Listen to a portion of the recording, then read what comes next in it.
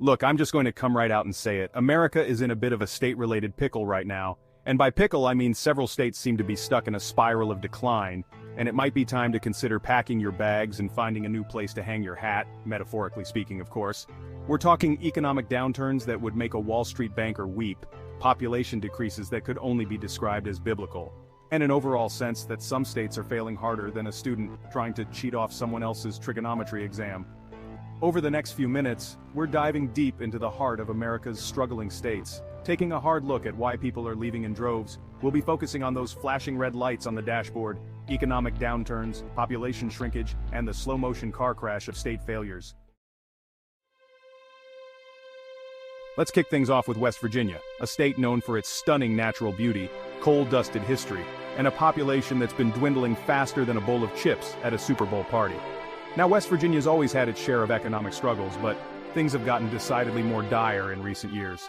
The coal industry, long the backbone of the state's economy, has been on life support for a while now, and no amount of well-intentioned coughing fits from politicians can seem to revive it. This decline has hit West Virginia harder than a banjo solo at a death metal concert. The result? Young people, those sprightly embodiments of the future, are fleeing West Virginia like it's a coal mine on fire. They're chasing job opportunities, higher salaries, and let's be honest, a social scene that doesn't involve discussing the finer points of coal extraction over a game of bingo. And who can blame them? When your state's economy is looking about as lively as a taxidermied possum, it's time to hit the road, Jack.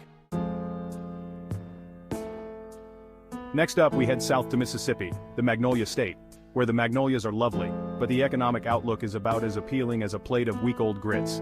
Mississippi has the unfortunate distinction of consistently ranking as one of the poorest states in the nation, a statistic that's about as welcome as a mosquito at a nudist colony. Now, poverty is a complex issue with deep roots, but in Mississippi, it's been exacerbated by a struggling education system, limited access to healthcare, and an economy heavily reliant on industries like agriculture and manufacturing, which haven't exactly been setting the world on fire lately. This toxic gumbo of problems has led to, you guessed it, a mass exodus of residents seeking greener pastures, both literally and figuratively. Young people in particular are saying see you later, alligator to Mississippi, leaving the state with an aging population and a shrinking tax base. It's a vicious cycle that's proving harder to break than a Mississippi mud pie after a rainstorm. Now let's head up north, way up north, to Alaska, the last frontier, where the scenery is breathtaking, the wildlife is abundant, and the economy is, well, that's a different story altogether. You see, Alaska's economy is about as diversified as a polar bear's diet, heavily reliant on oil production. And as we all know, oil prices are about as stable as a toddler on a sugar high. When oil prices plummet, Alaska's economy catches a cold, a very serious cold that requires an economic ICU visit. This reliance on a single volatile industry has resulted in a boom and bust cycle that's about as predictable as a Sarah Palin Facebook rant. When times are good, people flock to Alaska for high-paying jobs, but when the oil money dries up, they're left with little choice but to pack up their parkas and head south, leaving behind a dwindling population and a state struggling to balance its budget. It's a classic case of putting all your eggs in one very slippery, oil-slicked basket. From the frozen north, we travel to the Midwest, to Illinois, the land of Lincoln, where the cornfield stretches far as the eye can see, and the state's finances are about as stable as a Jenga tower built by a caffeine-fueled squirrel. Illinois has been wrestling with a budget crisis that would make a Greek accountant break out in a cold sweat. Years of overspending, coupled with a pension crisis that could sink a battleship, have left the state drowning in red ink. To try and plug the holes in its financial dam, Illinois has resorted to raising taxes, which is about as popular as a skunk at a picnic.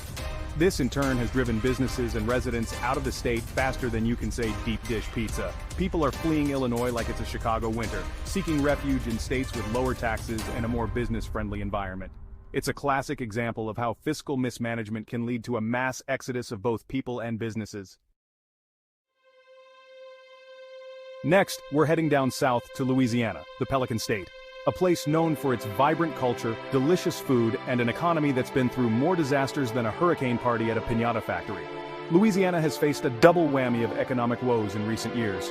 First, the oil and gas industry, a major player in the state's economy, has been hit hard by fluctuating oil prices, leaving many Louisianans high and dry, economically speaking.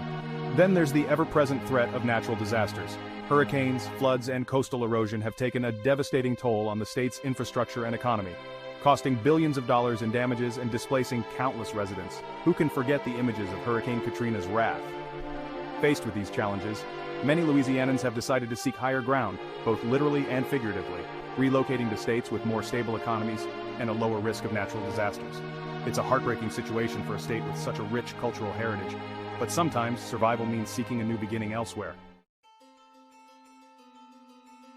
Our next stop takes us to New Mexico, the land of enchantment, a state renowned for its stunning landscapes, vibrant art scene, and an economy that's been as dry as the desert lately. New Mexico's economic woes are deeply intertwined with the boom and bust cycle of the oil and gas industry. When oil prices are high, New Mexico's economy thrives. But when those prices take a tumble, the state's finances go into a tailspin faster than a roadrunner escaping Wile E. Coyote. This over-reliance on a single industry has made New Mexico particularly vulnerable to economic shocks, and the recent downturn in the oil and gas sector has hit the state harder than a rogue chili pepper. As a result, New Mexico has experienced a significant population decline as residents, particularly young people, flee the state in search of more stable job opportunities. It's a stark reminder that even in the land of enchantment, economic realities can sometimes trump the allure of beautiful sunsets and spicy food. From the deserts of the Southwest, we journey to the Northeast, to Connecticut, the Constitution State, a place known for its charming towns, picturesque countryside, and a state budget that's about as balanced as a seesaw with an elephant on one end and a feather on the other. Connecticut has been grappling with a mountain of debt that would make even the most seasoned Wall Street banker wince. Years of overspending, coupled with a sluggish economy and a shrinking tax base, have left the state in a fiscal pickle that's about as appetizing as a bowl of cold clam chowder. To try and right the ship, Connecticut has raised taxes, which has gone over about as well as a skunk at a garden party. This, in turn, has driven businesses and residents out of the state faster than you can say Yale University. People are fleeing Connecticut like it's a high-tax hurricane zone, seeking refuge in states with lower costs of living and a more business-friendly environment. Next, we head back to the heartland, to Kansas, the Sunflower State, where the wheat fields stretch as far as the eye can see, and the state's budget is about as appealing as a plate of day-old Kansas City barbecue. Kansas has been struggling to balance its budget for years, a situation that's about as much fun as a tornado warning in a trailer park. In an attempt to close the budget gap, Kansas implemented some, shall we say, creative tax cuts a few years back. The theory was that these cuts would stimulate the economy and lead to a surge in revenue. Instead, they backfired like a poorly maintained combine harvester, leaving the state with even bigger budget shortfalls and forcing drastic cuts to essential services like education and healthcare. This fiscal fiasco has led to a mass exodus of residents, particularly young people and educators, who are fleeing Kansas like it's a Dust Bowl reduck. It's a stark reminder that when it comes to governing, ideology should never trump common sense, and experimenting with your state's economy is best left to professionals, not politicians with a penchant for magical thinking. Let's journey south to Alabama, the heart of Dixie, a state known for its southern hospitality, rich history, and an economy that's been struggling to keep its head above water like a catfish in a dried-up creek bed. Alabama has faced a perfect storm of economic challenges in recent years. The manufacturing sector, once a major employer, has been hit hard by globalization and automation, leaving many Alabamans out of work and struggling to make ends meet. Meanwhile, the agricultural industry, another cornerstone of the state's economy, has been grappling with low commodity prices and increased competition, making it tough for farmers to turn a profit. This one-two punch to Alabama's economic gut has led to a decline in living standards and a shrinking middle class. Young people, in particular, are leaving Alabama in search of better opportunities, leaving behind an aging population and a state struggling to adapt to the changing economic landscape.